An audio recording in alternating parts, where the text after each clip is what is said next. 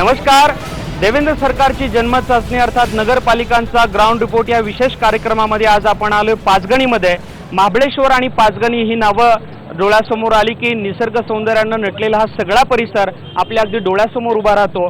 पाचगणी नगर परिषद ही गिरीस्थान नगर परिषद आहे. ब्रिटिशांच्या काळामध्ये 1910 साली पाचगणी नगर परिषदेची स्थापना झाली.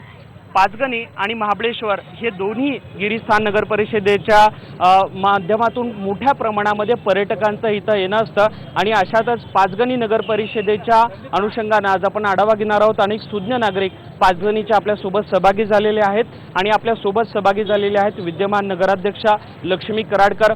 सर्व प्रेक्षकांना या ठिकाणी एक पाचगणी नगरपालिकेच्या अनुषंगाने इथल्या राजकारणाविषयी सुद्धा एक माहिती द्यावीशी वाटते की इथं सर्व जे उमेदवार आहेत ते अपक्ष म्हणून निवडणूक लढवतात.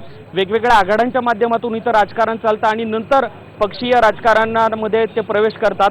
अशाच पद्धतीच्या लक्ष्मी कराडकर या ठिकाणी आहेत. त्यांना शोच्या सुरुवातीलाच मी विचारलं की तुम्ही कुठल्या पक्षाचं, तर ते म्हणतात मी काँग्रेसमध्ये आहे पण आम्ही अपक्ष म्हणून निवडणुकीला सामोरं जातोय. आम्हाला तर काही कळत नाही आहे. पहिल्यांदा हा उलगडा पहिल्यांदा करा. बेसिकली पाचगणीचं वोटिंग पॉप्युलेशन फक्त 8,800 टोटल आहे. इथं आमच्याकडे रॅलीज किंवा सभा होत नाही. प्रत्येक उमेदवार प्रत्येक मतदाराला ओळखतो आणि इथं सगळे चांगले लोक येऊन गावाचा विकास करतात. आम्ही गावाच्या विकासाच्या मध्ये कधीही कुठल्या प्रकारचा पक्ष आणत नाही. त्यामुळे सगळे अपक्ष उभे राहतात आणि नंतर जे कोण निवडून येतं ते त्यांच्या नंतर पोस्ट पोल आघाडी फॉर्म करतात. राष्ट्रवादी काँग्रेसचे सुद्धा स्थानिक नेते विशाल गायकवाड आपल्यासोबत जॉईन झालेत. तुमच्याही पक्षाचं असंच राजकारण चालतं इथं, पक्षीय नाही अपक्ष म्हणूनच तुम्ही सामोरं जाणार निवडणुकीला? अपक्ष म्हणूनच लढणार आता निवडणुकी आणि त्याच्यानंतर मग आमच्यामध्ये हे तयार होतो कारण की आमच्या इथं वोटिंग थोडं कमी असल्यामुळे ॲक्च्युली आम्हाला काही जास्त हे करता येत नाही, म्हणजे पॅनल वगैरे बनवता येत नाही. नक्कीच आपण या सगळ्या मुद्द्यांवर तर चर्चा करणारच आहोत. मात्र सुरुवात करतोय अनेक नागरिकांशी या ठिकाणी पाचगणीतला आम्ही बोललो. पाचगणी शहरातला काही भाग सुद्धा आम्ही फिरून आलो. स्वच्छतेची सुद्धा एक खूप मोठी समस्या जाणवते आणि गेल्या काही दिवसांपासून पाण्याचा अनियमित पुरवठा आहे. सिद्धार्थनगर असेल, तुमचा आंबेडकर नगर असेल, या सगळ्या भागांमध्ये पाण्याची समस्या कशी काय भेडसावते या ठिकाणी? कारण योजना तर अनेक 2-3 पाणी पुरवठा योजना सुद्धा प्रस्तावित होत्या, त्याचं काम सुद्धा सुरू होतं. बेसिकली पाणी जे आहे ते नगरपालिकाकडे नसून MJP महाराष्ट्र जीवन प्राधिकरणकडे आहे आणि त्यांचं जे थोडंफार त्रास होते ते आम्हाला पण जाणवतं. त्यामुळे आम्ही नगरपालिकाच्या वतीने ठिकठिकाणी बोरवेल्स केलेल्या आहे. बोरवेलमध्ये पंप टाकून तिथं टाक्या बांधून दिलेल्या आहे. तर सपोज जीवन प्राधिकरणचं पाणी आलं नाही तर लोकांनी निदान एक ऑल्टरनेट सॉर्स धुणं भांडीसाठी तरी हे पाण्याचं आम्ही केलं आहे. वारंवार आम्ही जीवन प्राधिकरणशी बोलतो आहे आणि पाणी कसं लोकांना सुरळीत मिळावं तसा प्रयत्न आमचा चालू. नक्कीच आपण राष्ट्रवादी काँग्रेसच्या नेत्यांकडे जाऊ. पाण्यासाठी नगरपालिका त्यांच्या परीनं सर्व प्रयत्न करतात असं म्हणतात, पण अनेक भागामध्ये पाण्याचे अनियमिततेचे प्रॉब्लेम काय सांगा? विषय जर का आपण जर का बघितला तर महत्त्वाचा पार्ट येतो की पाणी जे आमच्या इथं येतं जे महाबळेश्वरवरून ते पाणी बऱ्याचशा हॉटेल्स आणि स्कूल जातं. जर का तेच जर का प्रॉपर जर का पब्लिकला फक्त डायव्हर्ट जर का केलं तर मला वाटतं की पाण्याची कमतरता होणार नाही. हे फॅक्ट आहे कारण की स्कूल आणि शाळा हे कधीही पाणी टँकर्सनी विकत घेऊ शकते, जेव्हा की पब्लिक म्हणजे लोकल पब्लिक म्हणजे जे सर्वसाधारण लोक आहेत ते विकत घेऊ शकत नाहीत. स्कूल आणि शाळेला जास्ती पाणी जातं. नक्कीच बरोबर, स्कूल आणि शाळेला जातं, पण पाण्याची नेमकी समस्या कशा पद्धतीने येतात त्याविषयी काय सांगाल? इथं पाण्याची समस्या होणारच नाही जर का स्कूल आणि जर का शाळेला जर पाणी का थोडं. आपल्यासोबत सर्वसामान्य नागरिक भरपूर जॉईन झालेले आहेत. मला सांगा, तुम्ही पाचगणीचेच नागरिक आहात, तुम्हाला कोणकोणत्या समस्या भेडसावतात? विशेषतः पाण्याची आता चर्चा करतोय, पाण्याच्या अनुषंगाने काय सांगाल? पाण्याच्या अनुषंगानं तर जे पाणी जे आहे ते व्यवस्थित पद्धतीमध्ये जे आहे लोकांनी व्यवस्थित वापर केला. पाऊस पण चांगल्या प्रमाणात पाऊस पडलेला आहे, ठीक आहे. त्याच्यामुळे सगळ्या गोष्टी पावसावरती डिपेंड आहेत. जमिनीमध्ये पाणी मुरलं तर तुमच्या ह्याच्यामध्ये पाणी तुंबणार आणि तिथून पाणी सोडलं जाणार. त्याच्याबरोबर महत्त्वाचा विषय, मी पाचगणीच्या शेजारचाच दांडेगर विलेज म्हणून दांडेगर गावचा आहे. माझं नाव आहे राजेंद्र कळंबे. तर माझा एक व्यवसायाबद्दल बोलतोय. इथं पाचगणीमध्ये जे टुरिस्ट येतं, टुरिस्ट जास्त प्रमाणात एक साईडनं गव्हर्नमेंट म्हणतं की टुरिझमसाठी एवढे पेमेंट डिक्लेअर केलेत, एवढे पर्यटनासाठी एवढे पैसे एवढे कोटी रुपयांना ते सांगतात मिळतात. आणि इथं जे टुरिझम येतं तर त्यांच्यासाठी आमचं इथं एक गेले 5-6 वर्षापासून 2006-07 सालापासून इकडं आम्ही एक चांगल्या प्रकारे पॅराग्लायडिंग टँडम जॉयराईड म्हणून आहे. ते टुरिझम जे टुरिस्ट पर्यटकांसाठी वेगवेगळ्या सोयीसुविधा निर्माण करायला हव्यात, पर्यटकांच्यासाठी करायला हव्यात.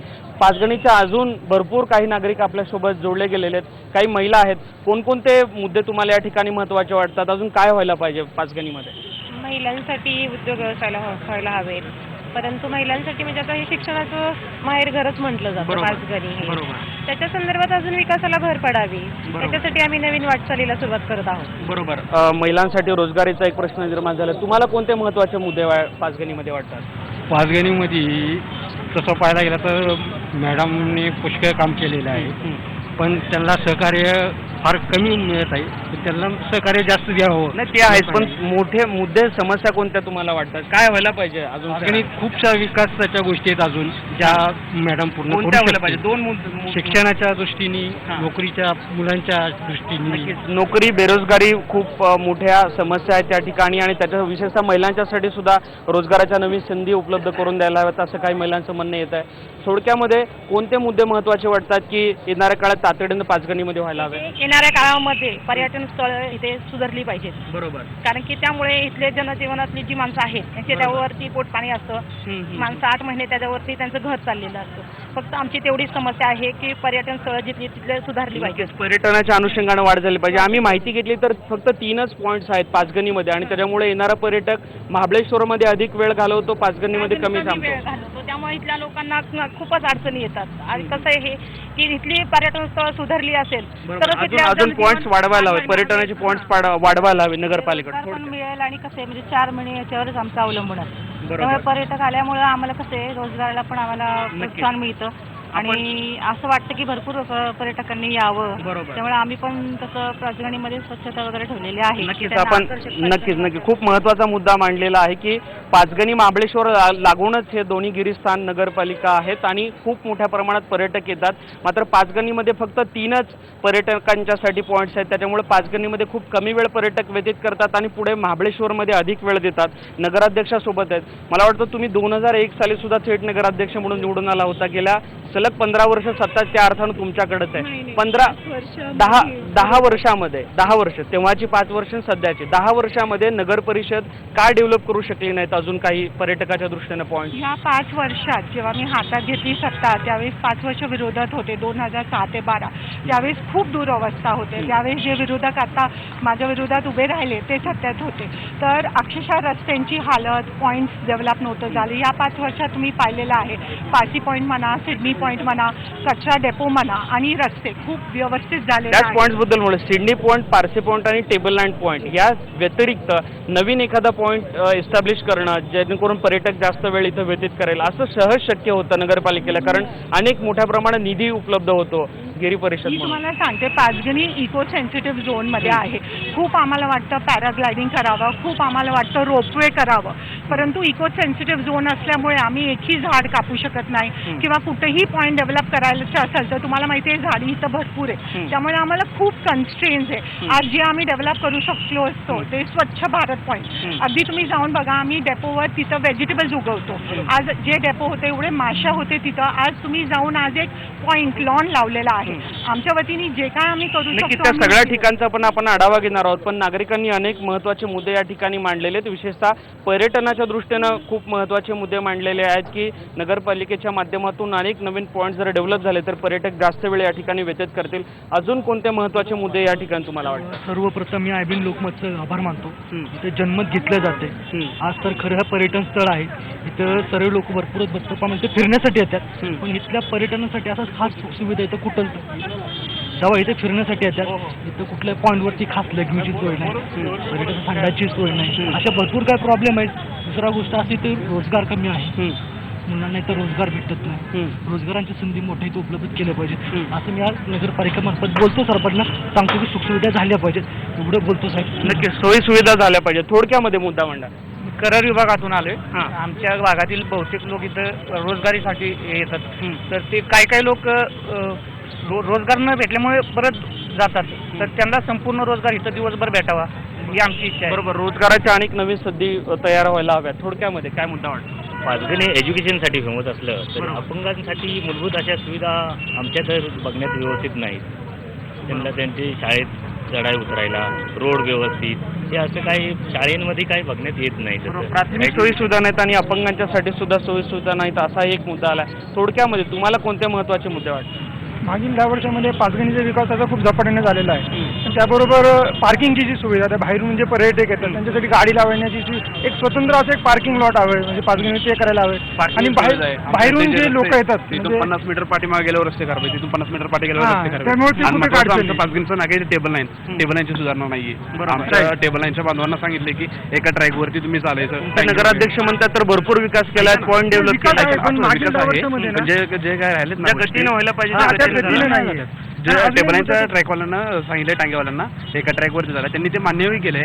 त्याच्या पलीकडचा जो भाग विकसित करायचा होता तो अजून तसाच आहे, त्याच्यावरती काही नाही. आणि त्याच्यावरती जगणारी अर्धी पाचगणी आमची आणि पाचगणीचा अर्थ कारण नाही. ज्यावेळेस पर्यटन येतात टेबल लँड पॉईंटचा जो परिसर आहे अर्ध कारण पाचगणीचं त्याच्यावर चालतं. ठप्प झालेला आहे. नक्कीच थोडक्यामध्ये जे पाचगणीमध्ये येतात त्यांच्यासाठी पण राहण्याची सोय वगैरे आहे, असे बरेच प्रॉब्लेम आहेत. नक्कीच. या पॉईंट्सवर त्यांनी फोकस केलेला आहे. नक्कीच याही सगळ्या मुद्द्यांवर आपण येणार आहोत. एकूणच आपण पाहू शकतो अनेक मुद्दे नागरिकांकडून उपस्थित केले जात आहेत. विद्यमान अध्यक्षा आहेत, नगराध्यक्षा गेल्या 5 वर्षापासून त्या सत्तेमध्ये आहेत आणि त्याचबरोबर विरोधक सुद्धा आपल्यासोबत या ठिकाणी जॉईन झालेले आहेत. अनेक सुज्ञ नागरिक झालेले आहेत आणि त्याचबरोबर संभाव्य नगराध्यक्षपदाचे उमेदवार, नगरसेवक पदाचे उमेदवार देखील आपल्या या कार्यक्रमामध्ये सहभागी झालेले आहेत. या सगळ्यांशी पाचगणीकरांशी असा संवाद आपण सुरू ठेवणार आहोत. अजून त्यांच्या जनमानसांच्या समस्याही समजावून घेणार आहोत आणि सत्ताधारी किंवा या निवडणुकीला सामोरे जाणारे जे सर्व उमेदवार आहेत त्यांचं विजन पाचगणीसाठी कसं आहे हेही समजून घेणार आहोत. मात्र वेळ झाली एका छोट्याशा ब्रेकची.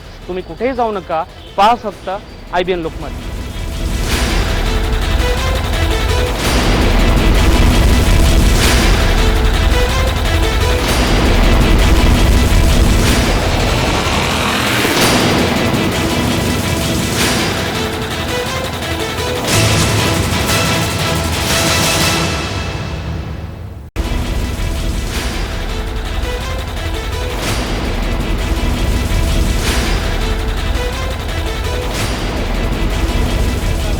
नमस्कार. देवेंद्र सरकारची जन्मत चाचणी नगरपालिकांचा ग्राउंड रिपोर्ट या कार्यक्रमामध्ये आपण आढावा घेतोय पाचगणी नगर परिषदेचा. गिरीस्थान दर्जा असलेली, विशेष दर्जा असलेल्या या नगर परिषदेच्या माध्यमातून अनेक विकास कामं केल्याचा दावा सत्ताधारी गटाकडनं जरी होत असला तरी नागरिकांचे अनेक मूलभूत प्रश्न या ठिकाणी बाकी आहेत असं नागरिकांच्या मधून सातत्यानं म्हणणं येते आणि म्हणून काही नागरिकांचे प्रश्न पुन्हा एकदा आपण जाणून घेणार आहोत. अनेक नागरिकांना यामध्ये सहभागी व्हायचं होतं. मग असे मुद्दे तुमचे राहिले होते. काय महत्त्वाचे मुद्दे वाटतात? महत्त्वाचे मुद्दे म्हणजे मॅडमनी विकास केलेला आहे. आताची जी बॉडी आहे, आताच आम्हाला पाचगणीला स्वच्छ शहर म्हणून असं नॅशनल लेवलवरती पुरस्कार भेटलेला आहे. जरी आता आमच्या इथे दलित वस्ती तिथे पण मॅडमनी विकास केलेला आहे. जिमचे काम असो, रोडचे प्रलंबित काय प्रश्न आहेत ते त्यांनी नाही बघू, बाकीच्या लोकांकडनं पण आपण जाणून घेऊ स्वच्छतेच्या काय नेमक्या समस्या आहेत की पूर्ण शहर स्वच्छ. थोडक्यामध्ये मुद्दा मांडा. स्वच्छतेच्या बाबतीत आमचं शहराचा थोडक्यात मुद्दा मांडा. पर्यटकांसाठी जास्त सुविधा दिल्या पाहिजे आणि पर्यटक जास्तीत जास्त पाचगणीत यावे त्याच प्रयत्नानं पाचगणी त्याच्यावरच चालणार आहे. नक्कीच पर्यटकांच्यासाठी विशेष सोयी सुद्धा केल्या पाहिजे. थोडक्यामध्ये मुद्दा 4-5 मुद्दे आहेत. फक्त आम्ही पाचगणी हे शाळा आणि स्कूल आणि पर्यटनाचं उत्तम ब्लेंड आहे. बरोबर. त्या दृष्टीनं जे कोणी येईन त्यांनी विजन डॉक्युमेंट मांडावं. बरोबर. जे विद्यमान नगराध्यक्ष त्यांना पण आम्ही नागरिक म्हणून प्रश्न विचारणार. येणारे जे इच्छुक आहेत त्यांना पण आम्ही हा प्रश्न विचारणार आहे. कारण आमचे पाचगणीची ग्लोरी ही नाहीशी झालेली आहे. बरोबर. आमचा हा आरोप आहे. पाचगणीची ग्लोरी जी आहे ती नाहीशी झालेली. याचं उत्तम उदाहरण म्हणजे आमच्या पाचगणीत होणाऱ्या शूटिंग्स पूर्णतः बंद आहेत. स्थानिक प्रश्न इतके भेडसावत आहेत की आमच्या घोडागाड्या बंद पडल्या ते सडल्या टेबल लँडला. तुम्ही टेबल लँडला जाऊन कव्हरेज करू शकता. इथं असं खतखत आहे माणसांमध्ये. आता जे आम्हाला पर्यटक हे आमचं मूळ आशास्थान आहे पाचगणीचं, हिल स्टेशन असल्यामुळे त्याला हा अर्थकारण आहे. याच्यावर आमचा आजूबाजूच्या 10-15 गावांचा आणि पाचगणीच्या सुशिक्षित बेरोजगार किंवा पाचगणीच्या नागरिकांचा त्याच्यावर उदरनिर्वाह चालतो. ह्या पर्यटकांना आकर्षित करण्यासाठी काय केलं जातं? बरोबर. काहीच नाहीये. बरोबर. एखादा कुठला तरी इव्हेंट केला जातो त्याच्यानंतर त्याच्यावर फॉलोअप नाही. आज महाबळेश्वरमध्ये जो बाज टिकून आहे तो पाचगणीमध्ये नाहीये. बरोबर. पाचगणीमध्ये काय वाटतं आम्हाला नैराश्य आलंय त्यामुळे. त्याच्यानंतर पाचगणीतले रस्ते, जर पर्यटक येणार असेल तर तुमचा रस्ता पाहिला पाहिजे तर पर्यटक अट्रॅक्ट होईल. आज वाईच्या घाटात सुरू झालं की तिथंच खास खड्डे पडलेत. मग पर्यटक येणार कसा? तो आला की डायरेक्ट महाबळेश्वर शहरातल्या गाठतो. महाबळेश्वरला का गाठतो तो? कारण महाबळेश्वरला ते त्यांनी टिकून धरलेलं आहे. महाबळेश्वरला त्यांनी पार्किंगची सोय केली. आज पाचगणीमध्ये पार्किंगचा सगळ्यात मोठा विषय आहे. पाचगणीमध्ये पार्किंग नाही. यांनी नगरपालिकेने लक्ष घातलं पाहिजे, पार्किंग केलं पाहिजे. पर्यटकांसाठी सर्वात अभ्यासू नागरिक दिसतात. त्यांनी कागदावर अक्षरशः सगळे मुद्देच लिहून घेतले. मी पुन्हा तुमच्याकडे येतो. शौचालय आणि स्वच्छतेच्या सगळ्याच मुद्द्यांवर मी येतो, पण त्यांनी अगदी मुद्दे कागदावर लिहूनच आणले होते. कोणकोणते प्रश्न समस्या भेडसावत आहेत. पुन्हा एकदा नगराध्यक्षांकडे आपण जाणार आहोत. अगदी नैराश्य आले असं काही नागरिकांचं म्हणणं आहे. जी ग्लोरी पाचगणीची पूर्वी होती ती आता राहिली नाही गेल्या 10-12 वर्षामध्ये. महाबळेश्वरला सगळेजण जातात, शूटिंग्स बंद झालेल्या आहेत. टेबल लँडचा या ठिकाणी मुद्दा आणला की अख्खं पर्यटन आणि अर्थकारण पाचगणीचं, ज्या टेबल लँडच्या परिसराचे अनेक मूलभूत प्रश्न उपस्थित केले त्यांनी. प्रथमतः तर टेबल लँड जे आहे ते पाचगणीत असूनही 2001 साली हायकोर्टनी त्यांच्या अंडर घेतलेलं आहे आणि हायकोर्टने एक कमिटी नेमलेली आहे आणि त्या कमिटीच्या अनुषंगानेच आम्हाला वागावं लागतं. नगरपालिकांनी पण वारंवार कोर्टात जाऊन त्यांचे मुद्दे मांडले, कारण बरेचसे जवळजवळ 200 कुटुंब टेबल लँडवर जगत होते, परंतु हायकोर्टची ऑर्डरच्या पुढे आम्ही जाऊ शकत नाही. सद्यस्थिती अशी आहे की हायकोर्टने एक रिपोर्ट दिलाय की 80 एकर टेबल लँड टोटल 100 एकरचं आहे. 80 एकर जे आहे ते टोटली तुम्ही, कारण एशियाचं सेकंड लार्जेस्ट प्लॅटो असल्यामुळे हायकोर्टने असं सांगितलं की 80 एकरमध्ये कुठल्याही प्रकारचा व्यवसाय व्हायला नाही पाहिजे. 20 एकर जे आहे त्या 20 एकरमध्येच तुम्ही व्यवसाय करा.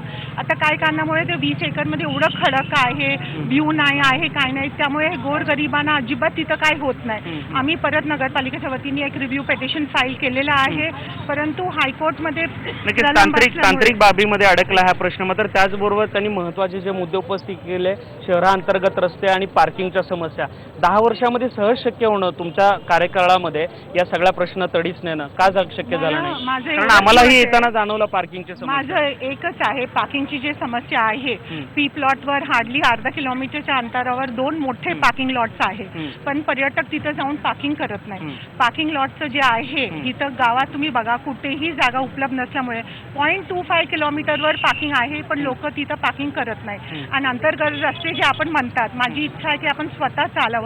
भरपूर जवळजवळ 100 इंच पाऊस पडलेला आहे आणि रस्त्यावर एक पण खड्डा तुम्हाला दिसला तर ते तुम्ही निदर्शनात आणून द्या. नुसतं लोक खड्डे दिसले तर आम्ही टीव्हीवर पण दाखवा, चांगलं दिसलं तेही टीव्हीवर दोन्ही तेही दाखवत. नक्कीच विरोधक आपल्या सोबत आहेत, राष्ट्रवादी काँग्रेसचे कार्यकर्ते स्थानिक.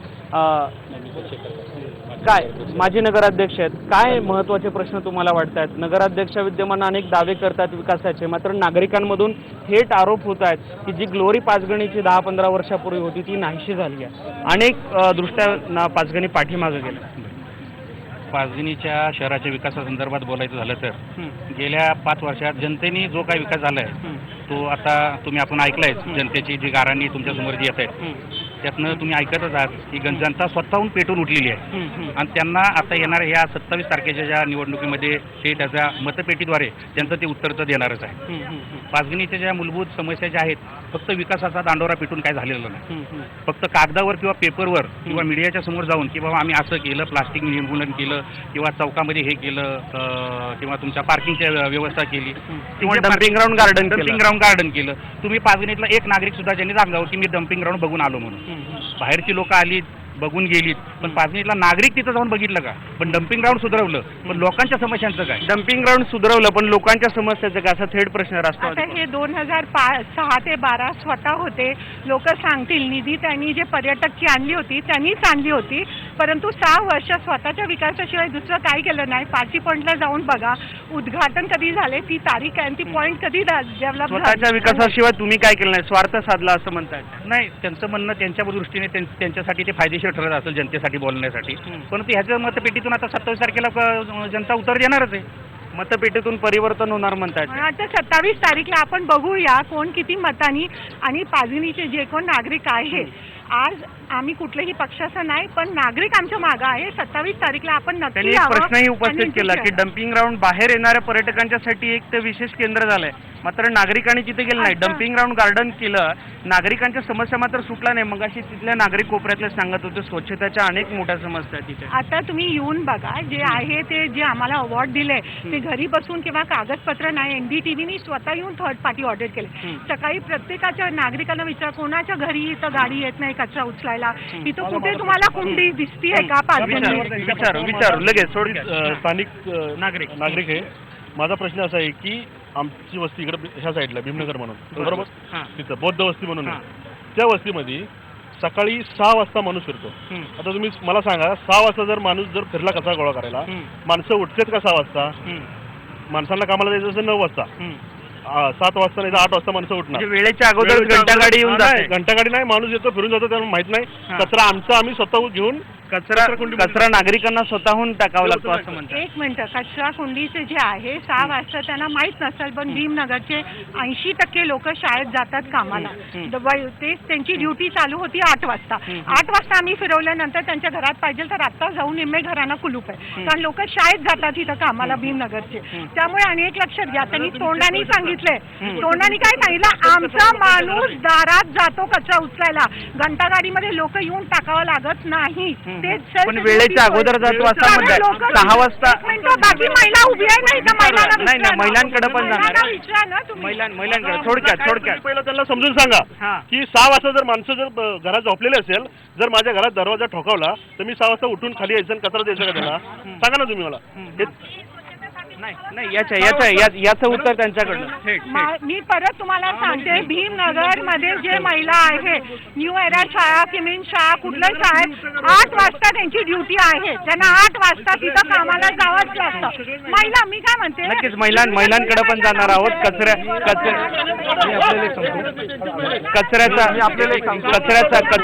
कचऱ्याचा मुद्दा पण या ठिकाणी खूप महत्त्वाचा दिसतो. या कचऱ्याच्या मुद्द्यावर आपण ब्रेक नंतर पुन्हा येणार आहोत. आपण पाहू शकतोय राजकीय वातावरण पाचगणीमध्ये चांगलंच तापलेलं दिसतंय. कचऱ्याची समस्या असेल, पाण्याची समस्या असेल, आणि ब्रेक नंतर आपण पॅराग्लायडिंगचा सुद्धा आपण मुद्दा चर्चेला घेणार आहोत, कारण पॅराग्लायडिंगच्या मुळे खूप मोठ्या प्रमाणात अर्थकारण या ठिकाणी वाढणार आहे असं सुद्धा नागरिकांचं म्हणणं आहे. पण आता एक वेळ झाली एका छोट्याशा ब्रेकची. ब्रेक नंतर आपण पुन्हा भेटणार आहोत आणि पाचगणीकरांच्या समस्यांवर पुन्हा एकदा उहापोह करणार आहोत. पहा फक्त IBN लोकमत.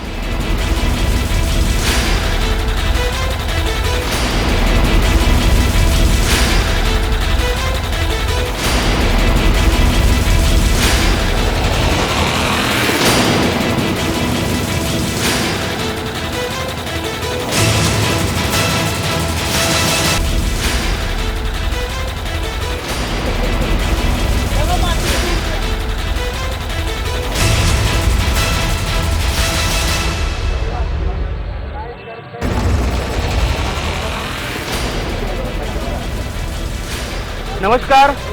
देवेंद्र सरकारची जनमत चाचणी नगरपालिकांचा ग्राउंड रिपोर्ट या विशेष कार्यक्रमामध्ये आपला सर्वांचं पुन्हा एकदा स्वागत. पाचगणी नगर परिषदेचा आपण आढावा घेतोय. गिरी परिषद असलेली, थंड हवेचं ठिकाण असलेली, विशेष दर्जा असलेली ही नगर परिषद मात्र अनेक समस्यांचं माहेरघर बनून राहिलेलं हे शहर. आपण काही मुद्दे जाणून घेऊयात. जसं पाचगणीची ओळख अजून एक आहे, शिक्षणाचं माहेरघर सुद्धा हे समजलं जातं, कारण अनेक बोर्डिंग्स, अनेक मोठ्या मोठ्या शाळा इथं आहेत. अनेक सिने अभिनेते अभिनेत्री या पाचगणी शहरामध्ये शिकलेले आहेत. मात्र सर्वसामान्य पाचगणी करायला हे शिक्षण परवडतं का बोर्डिंगचं? त्यांच्याकडनं जाणून घेऊयात काय नेमकी वस्तुस्थिती आहे. साहेब, आता पाचगणी हा पर्यटन स्थळ असून एक शिक्षणासाठी एक भरपूर गाजवलेला इंग्लिश मिडियम शाळेत इथं 40-50 इंग्लिश मिडियम शाळा आहेत पाचगणीला, आणि हा प्रसिद्ध स्थळ आहे इंग्लिश मिडियम शाळेसाठी. पर्यटन येतात, बाहेर देशांना माणसं येतात शिकायसाठी, शिक्षणासाठी. खास इंडस्ट्रियलिस्टची मुलं आहेत शाळेत, बाकी तुमचे फिल्म स्टारची भरपूर मुलं आहेत शाळेत इथं शिकायला. सर्वात मोठा मुद्दा असा आहे का स्थानिक माणसं ज्यांची एक आमदनी महिन्याला 12,000 आणि 10,000 आहे, ही त्या शाळेत आपली पोरं शिकवू शकतच नाही, कारण की त्यांच्या ज्या फीज आहेत त्या वार्षिक 60,000 आणि 50,000 हा फीज आकारला जातो. आणि ह्या फीज मुळे ना सर्वसाधारण माणूस जे ते कुठं शिकवणार. बरं, मराठी मीडियम शाळा आहे नगरपालिकेची, आमची इच्छा असते का पाचगणी हा इंग्लिश मीडियम शाळेसाठी मानलेला जातो. बरोबर, शैक्षणिक दर्जा सुधारायला हवा, सर्वसामान्याला शिक्षण परवडायला हवं. इंग्लिश दुसरी गोष्ट, मुलांना खेळण्यासाठी सुशभ असं स्टेडियम नाहीये, लहान मुलं कुठे जाणार. आता अशी पाचगणीची कंडिशन आहे की मुलांना खेळायचं म्हटलं तर गल्ली बोळात नाही खेळायचं. बरोबर. दुसरी गोष्ट, कुठे खेळणार, गल्ली बोळात की गार्डन वगैरे कुठं आहे का इथे गार्डन मोठं तुम्हाला खेळायला? कुठंच नाही. दुसरी गोष्ट अशी आहे की ब्रिटिश गेले, पण जे हेरिटेज एरियाचे लावलेले ब्रिटिशांनी ते नियम अजून आमच्यावर लागू आहेत. मला सांगा, आज 100 वर्ष झाले ब्रिटिश गेले निघून, परंतु ब्रिटिशांचा जे भूत आहे ते आमच्या उरावर आहे, ते बी उठावलं पाहिजे. बरोबर. ग्रीन झोन, येलो झोन, त्यातून आमच्या लोकांचा काय उन्नती होत नाही. या सगळ्या पाण्याचा प्रश्न, पूर्वी पाणी आम्हाला धुम धरणाच हा. होतं, एवढं मस्त पाणी होतं. आता महाबळेश्वरचं पाणी बरोबर. एकदम खराब पाणी आहे, दूषित पाणी आहे. लोकांना त्याच्यापासून उलटी, जुलाब, पोटदुखीचे अरे वा. विकार, महत्त्वाचे- सांधेदुखी, याची उत्तरे घेऊयात. शिक्षणात घेतोय नगरपालिकेनं आहे ना एक इंग्लिश मीडियम शाळा उभारली पाहिजे, बरोबर. जेणेकरून घेऊयात. गरीब विद्यमान सर्वसाधारण सत्ताधिकारी माणसाला तिथे शिकतील. सत्ताधारी विरोधक आहेत, त्यांच्याकडे आपण जाणार आहोत. थोडक्यामध्ये मुद्दे काय वाटतं? शाळेचा शिक्षणाची समस्या आहे, फी मध्ये सवलत मिळावी स्थानिक लोकांना. बरोबर. अतिशय महत्त्वाचा मुद्दा आहे की या सगळ्या बोर्डिंग स्कूल आहेत, याच्यामध्ये स्थानिकांना फी मध्ये सवलत मिळावी, जेणेकरून शिक्षणाची सोय सुविधा होईल किंवा नगरपालिकेनं चांगल्या दर्जाचं शिक्षण पुरवावं. थोडक्यामध्ये सर इथं पाचगणी शहरामध्ये ट्रॅफिकची खूप समस्या हां. आहे. ट्रॅफिकचा एवढा त्रास होतो बाहेरून येणाऱ्या पर्यटकांना हं. की 2-2 तास लाईन मध्ये उभं राहावं लागतं. बरोबर. त्याच्यामुळे खूप एवढा म्हणजे फरक बरोबर. पडलेला आहे पार्किंगची त्याचा. खूप मोठी समस्या. आम्ही स्वतःही अडकलो होतो अर्धा तास मगाशी. बरोबर. थोडक्यामध्ये कोणते मुद्दे महत्त्वाचे वाटतात? सर, पाचगणीमध्ये सगळ्यात महत्त्वाचा मुद्दा आहे पार्किंगचा. बरोबर. पार्किंगमुळे इथं पर्यटक थांबत नाही. बरोबर. नगर परिषदेने बऱ्याच वर्षापूर्वी पार्किंग प्लॉट बनवलेला आहे. बरोबर.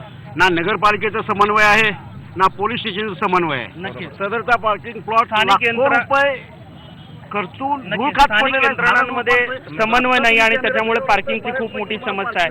येतो तुमच्याकडे थोडक्यात. जे पार्किंगचा विषय जो आहे हां. ह्याच्यामध्ये नगरपालिकेला माहिती असतं हं. किंवा त्या त्या गावच्या नगरपालिका ते प्रयत्न करत असतात जिथं आरक्षित प्लॉट आहे तिथं. नक्कीच. किंवा जे प्लॉट्स असे आहेत की नक्कीच नगरपालिका येतो. तिथं पार्किंगच्या हस्तक्षेप करत समस्याकडे असतात. बिलकुल त्यांनी ते येतोय सोडवावं येतोय तो पार्किंगच्या मुद्द्याकडे येतोय. आपण या सगळ्या प्रश्नांवर थोडक्यामध्ये मुद्दा मांडा. आपण त्यांच्याकडे जाणार आहोत. सर्वात मोठी समस्या आहे ती पार्किंगची. बरोबर. आणि पुण्यावरनं जवळ असणारे पर्यटन स्थळ म्हणजे बरोबर. पाचगणी महाबळेश्वर पार्किंगचा सर्वात महत्त्वाचा मुद्दा. हां. त्या ठिकाणी अशी गोष्ट आहे हां. की जाताना येताना ना ट्रॅफिकला एवढा अडथळा येतो की लोक पोहोचू शकत नाही. आणि पार्किंगचा सर्वात महत्त्वाचा मुद्दा आहे. विद्यमान सत्ताधारी आहेत, पाठीमागचे सत्ताधारी आहेत. राष्ट्रवादी काँग्रेसची सत्ता होती 5 वर्ष, माजी नगराध्यक्ष सुद्धा आहेत. तुम्ही तुमच्या कार्यकाळात पार्किंगच्या समस्येसाठी मगाशी जी प्रयत्न केले त्याचे उदाहरणं दिली, मात्र समन्वय नाहीये. नगरपालिका प्रशासन असेल, पोलीस स्टेशन असेल आणि परिणामी पर्यटक इथे थांबत नाही, तो निघून जातो पुढे महाबळेश्वरला. ही पार्किंगची जी समस्या मी आपल्याला सांगते ते खरोखर खूप मोठे आहे. आता इथं जे मार्केट आहे, पोलीस स्टेशन आहे, तिथून आम्हाला ही जागा आता ताब्यात पोलीस स्टेशननी दिली, तर आमचं पुढचं 5 वर्षाच्या कारकीर्द इथं 3 फ्लोअर पार्किंग करायची, जसं महाबळेश्वरनी केलेलं आहे तसं आमच्या अजेंडामध्ये तो डेफिनेटली आहे. आणि एक लक्षात घ्या, महाबळेश्वरचं मेन बाजारपेठ स्टेट हायवेमधनं जात नाही. हा जे मेन बाजारपेठ आहे हा स्टेट हायवे आहे. नक्कीच. त्यामुळे तो कुठे बाजूला नाही त्याही आहे. प्रश्नावर येणार आहोत. या ठिकाणी एक वेगळी वैशिष्ट्यपूर्ण गोष्ट म्हणजे काँग्रेस त्या अर्थानं आणि शिवसेना युतीच पाहायला मिळते. काँग्रेस आणि शिवसेना इथं सत्ताधारी आहेत. काय सांगा? मी शिवसेनेचा जरी कार्यकर्ता असलो तरी आमच्या नगरपालिकेत शिवपक्ष वगैरे चालत नाही.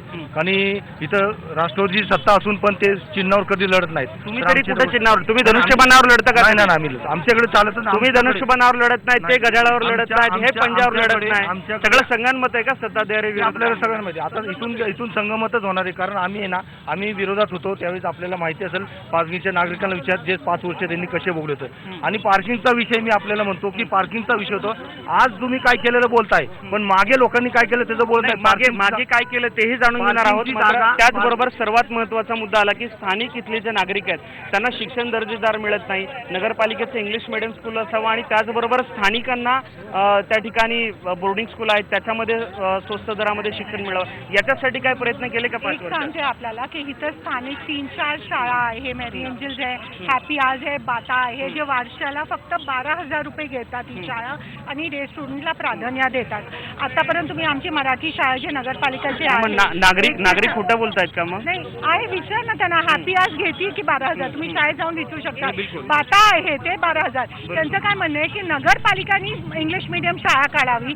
1 ते 7वी नगरपालिकाची मराठी मीडियम शाळा ऑलरेडी आहे, जे आपण जाऊन बघावं. मला नक्की आम्ही तिकडे जाणार आहोत. मात्र या सगळ्या अनुषंगानं विद्यमान सत्ताधाऱ्यांनी तुमच्यावर आक्षेप ठेवलेला आहे. तुमच्या काळात 5 वर्षामध्ये काहीच झालं नाही आणि सगळी कामं यांच्या काळात झाली आहेत असंही म्हणतात.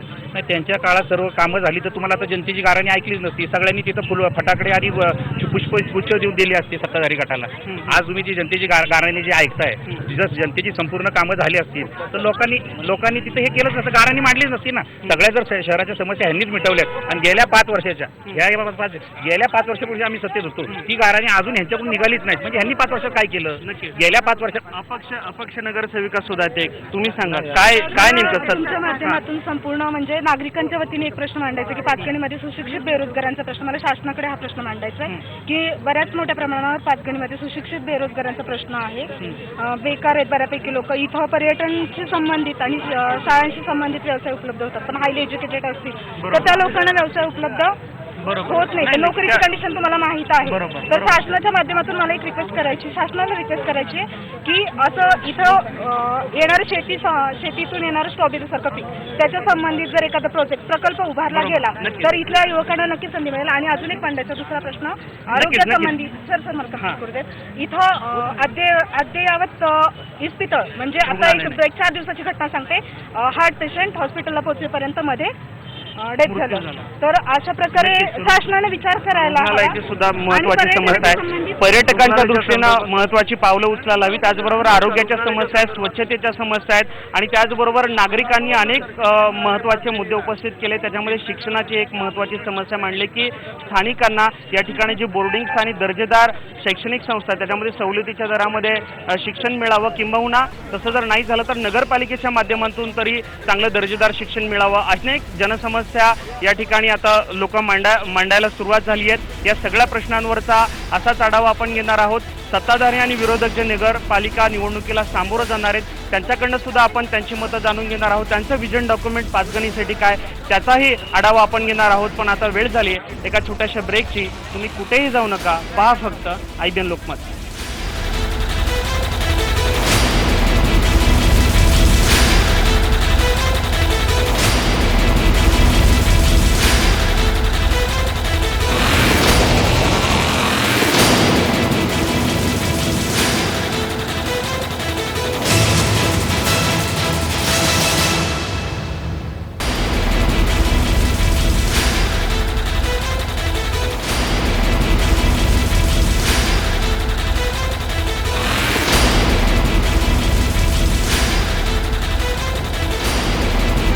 नमस्कार. देवेंद्र सरकारची जन्मत चाचणी नगरपालिकांचा ग्राउंड रिपोर्ट या विशेष कार्यक्रमामध्ये आपण आढावा घेतोय. पाचगणी नगर परिषदेचा गिरीस्थान असलेली ही नगर परिषद, विशेषतः पर्यटकांचं आकर्षण असलेले हे शहर विकासाच्या अनेक समस्यांपासून वंचित आहे. या सगळ्या प्रश्नांवर आपण नागरिकांची मतं जाणून घेतोय. मात्र काही सत्ताधारी गटाचे सुद्धा या ठिकाणी नेते आलेले आहेत, काही माजी आजी नगरसेवक आलेले, त्यांच्याकडनं सुद्धा आपण काही मुद्दे जाणून घेणार आहोत. सुरुवात करतोय. काही या ठिकाणच्या नागरिकांपासून महिला सुद्धा आपल्यासोबत या ठिकाणी जोडल्या गेलेल्या आहेत. कोणते महत्त्वाचे प्रश्न तुम्हाला पाचगणीमध्ये आज महत्त्वाचे वाटतात? काँग्रेस कमिटीची मी जिल्हा उपाध्यक्ष आहे, महिलांची सेवा करते. 25 वर्ष झाले मी महिलांची सेवा करते. आज मला एवढं म्हणायचं थोडक्यात मुद्दे मांडा की माणूस म्हणते की इथलं आपलं नगरपालिकेच्या काही गोष्टी करत नाही, ते अध्यक्ष लोक हे नाही. ते मला जनतेला एकच प्रश्न विचारायचा आहे, जर अगदी स्वच्छ मनाने जर तुम्ही वोटिंग करणार असाल आणि जर नगरपालिकेतून पाचगणीची जर स्वच्छ कामं होणार असेल तर तुम्ही कुठल्याही वोटिंगवाल्यांचा 1 रुपया घेऊ नका. इमानदारीनं सामान्य लोकांना दिला 5 वर्षात जर तुम्हाला स्वच्छ पाचगणी व्हायचे असेल ना तर 1 रुपया न देता पाचगणीतले चांगलेच निवडून आणा. आणि जर नाही या 5 वर्षात काम झालं ना तर रस्त्यावर आम्हाला धरून तुम्ही आणा चपलीनं. खूप महत्त्वाचा मुद्दा आहे. या ठिकाणी रोखठोक मत केलंय काँग्रेसच्या या स्थानिक नेत्यांनी. थोडक्यामध्ये मुद्दा जे पाचगणीत कत्तलखाने चालू आहेत ते व्हेजिटेरियन लोकांना फार त्रास होतो. जेव्हा आम्ही बाजारात जातो तेव्हा खूप त्रास येतो. नक्की शाकाहारी लोकांच्या सुद्धा काही महत्त्वाच्या समस्या आहेत. गृहिणींनी काही महत्त्वाच्या समस्या सांगितल्यात. थोडक्यामध्ये मग आता मगाशी जे मुद्दे मांडले होते इथल्या नागरिकांनी, खरोखर ते मुद्दे इतके ज्वलंत आहेत. गेल्या 30 वर्षाच्या जर इतिहासामध्ये बघितलं तर फारच असं या ठिकाणी आपल्या बाजारपेठा ओसाड पडलेल्या आहेत. या ठिकाणी पर्यटक यायचे बंद झालेले आणि सर्वसामान्य माणसाला या ठिकाणापासून शिक्षणापासून वंचित ठेवलेलं आहे. विकास म्हणजे रस्ता, गटर आणि फुटपाथ नव्हे तर इथल्या असणाऱ्या नागरिकाचा विकास झाला पाहिजे, इथल्या असणाऱ्या रोजगारांचा विकास झाला पाहिजे. या ठिकाणी रोजगार उपलब्ध व्हायला पाहिजे. आणि ज्या पद्धतीनं तुम्ही म्हटलं की या ठिकाणी पार्किंगची सोय नाही, पार्किंगची सोय पार्किंगची सोय ज्या वेळेला मी 2007 ते 2012 या सगळ्या पार्किंगचा मुद्दा आपला झाला चर्चा करून. थोडक्यामध्ये मुद्दा आताचा विषय मांडलेला की पाचगणी हे पर्यटन क्षेत्र आहे, पण पर्यटन क्षेत्राला जे उपयुक्त जे पठार आहे ते टेबल लँड फार महत्वाचा विषय. टेबल लँडचा दोन मुद्दा मिनिटं सुद्धा साहेब, ऐकून झालेला घ्या. आहे चर्चेला. पठारावरती जी 200 लोक जे आज अन्न पाण्यावर उपास बरोबर. आहेत, व्यवस्थित हा मुद्दा देण्यात घ्या. कारण जी आमची लोक पण आहेत तुमच्या नगराध्यक्ष तांत्रिक कारण देत आहेत कोर्टामध्ये हे प्रकरण हा प्रलंबित मुद्दा, आहे जे काय म्हणतात. असेल ते मुद्दा तांत्रिक कारण दिल्यामुळे आज जी लोक आमची उपाशी मरतात खरोखरच लोकांचा हा ज्वलंत प्रश्न आहे. आयबीएन लोकांना माझी विनंती राहील की साहेब हा रिपीट तुम्ही लोकांना दाखवा की 200 लोकांचे बेरोजगार झालेले आहेत लोक. त्यांच्या रोजीरोटीचा जर नक्कीच आम्ही प्रश्न समजून सुद्धा घेतला मगाशी, पण तो न्यायालयीन प्रक्रियेमध्ये न्यायालय प्रक्रिया असू द्या साहेब. आता टेबलांचा विषय फक्त घोडागाडी असेल, दुकानचे प्लॅन पास केलं परवानगी नावाखाली या लोकांनी बंद ठेवलेत सत्ताधारी पक्षांनी. आज 25 राज्य फक्त टेबलांच्या नावावरतीच केलेले आहेत. सत्ताधाऱ्याकडून परत जाणार आहोत थोडक्यामध्ये मुद्दा नगराध्यक्षांनी सगळे मुद्दे सांगितले. हे सगळे मुद्दे फक्त कागदावर आहेत. हागणदारी मुक्त झाली, पाचगणी स्वच्छ झाली, फुटपाथ झाले किंवा पाचगणीचा विकास प्रत्यक्षात काही झाला. नाही. प्रत्यक्षात काही कुठलाही विकास केलेला नाही, फक्त कागदावर झालेला आहे. आणि ह्याचे सगळे पुरावे माझ्याकडे आहेत. हागणदारी मुक्त माहिती अधिकारी माहिती मागितली आणि माहिती उपलब्ध नाहीये. हागणदारी मुक्त झाली कशावरती? रस्ते झाले रस्ते झाले पाचगणीमध्ये झाले ते. आता आम्हाला सामान्य नागरिकांना कोणालाच त्याचा वापर नाही काय. तो 1.5 का 2 करोड रुपयाचा असेल का 10-20 हजार रुपयाचा असेल, पण हे सगळं जनतेला. आणि पाचगणीत सत्तांतर हे काळाने घडवलेलं आजपर्यंतचा इतिहास बघितला तर प्रत्येक वेळेस सत्तांतर. नक्कीच आपण पाहतो अनेक नागरिकांनी समस्या या ठिकाणी व्यक्त केलेल्या आहेत. या नागरिकांच्या समस्यानंतर एका सुज्ञ नागरिकांना जो एक महत्त्वाचा मुद्दा मांडला होता की या सर्व पक्षीय नेत्यांचं विजन डॉक्युमेंट काय, पाचगणीसाठी नेमकं यांना काय करायचं हे आपण जाणून घेणार आहोत. सर्व पक्षीय सगळे नेते आलेले आहेत, विद्यमान नगराध्यक्ष आपल्यासोबत आहेत. काय नेमकं विजन डॉक्युमेंट असेल? अडचणींचा पाडा वाचून दाखवलाय सगळ्या नागरिकांनी आणि तुमच्या विकासाचे सगळे दावे फोल आहेत असं म्हणतात. 2006 मध्ये जेव्हा मी आले सत्यावर त्यावेळेस पाचगणीचे रस्ते किंवा पॉईंट कुठलंही डेव्हलप नव्हतं. खूप मनात होतं की पर्यटन आपण इथं वाढवायला पाहिजे. पण जेव्हा तुम्ही जाऊन बघितलं असतं पारशी पॉईंटची हालत किंवा सिडनी पॉईंट किंवा घाणीचं साम्राज्य, सगळीकडे कचरा कुंड्या होते. आता या 5 वर्षात आपण पाचगणीला एका नाही level वर ते झालं आणलं आहे. सगळं चर्चा झालं. आता काय म्हणून विजन डॉक्युमेंट आहे म्हणून थोडक्यात सांगा. थोडक्यात आता आपल्याला सर्वात इम्पॉर्टंट आहे 2 गोष्ट पाचगणी चालतीये. एक शाळांवर, एक टुरिस्टवर. शाळा किती इथं वाढवायचे. पूर्वी पाचगणी फक्त 1000 आदिवासी पर्यटकांच्यासाठी काय करणार सांगा, काय विजन आहे? पर्यटकांसाठी आपण त्यांना इथं सोयी उपलब्ध करून देणार आहे. पॉइंट जे आपले डेव्हलप आहे ते करणार आहे. आणि मुलांसाठी आज तुम्ही लक्षात घ्या 14,750 पॉप्युलेशनमध्ये 7,500 बोर्डिंग स्कूलची मुलं आहेत पाचगणी. त्यामुळे Panchgani as a boarding school centre नगरपालिकेच्या वतीने आम्ही प्रमोट करणार, टुरिझम प्रमोट करणार. नक्की टुरिझम प्रमोट करणार असं म्हणतात. विरोधक आहेत राष्ट्रवादी काँग्रेसचे स्थानिक नेते, माजी नगराध्यक्ष. थोडक्यामध्ये काय मुद्दे मंडाल, काय विजन घेऊन तुम्ही लोकांसमोर जाताय? अनेक प्रश्न नागरिकांमधून आले. नागरिकांच्या जी गाराणी तुम्ही आता ऐकलीत त्याबद्दल माझं म्हणजे 100% मी प्रामाणिकपणे तुम्हाला सांगतो, ह्या जी गाराणी आहेत ते सोडवण्याचा आम्ही प्रयत्न करणार आहोत. गेल्या 5 वर्षात जी कागदावर जो पाचगणीचा विकास झाला आहे तो फक्त कागदावर झालेला आहे, प्रत्यक्षात काही झालं नाही. म्हणून आज जनता रस्त्यावर पेटून उठलेली आहे.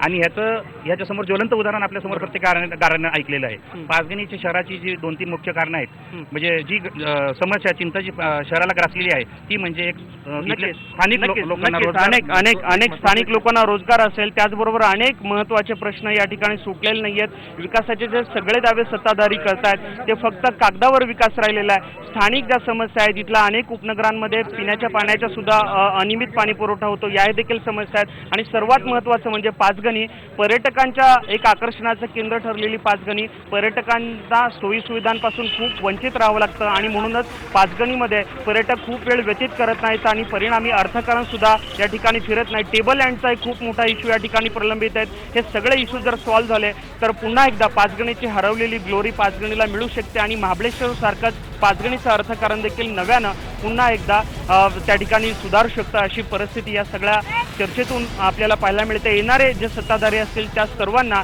या सगळ्या पाचगणीकरांच्या सगळ्या मूलभूत समस्यांवर नक्कीच गांभीर्यानं विचार करावा लागेल. आज इथंच थांबूया, पुन्हा भेटूयात नवीन नगरपालिकेमध्ये. पहा फक्त IBN लोकमत.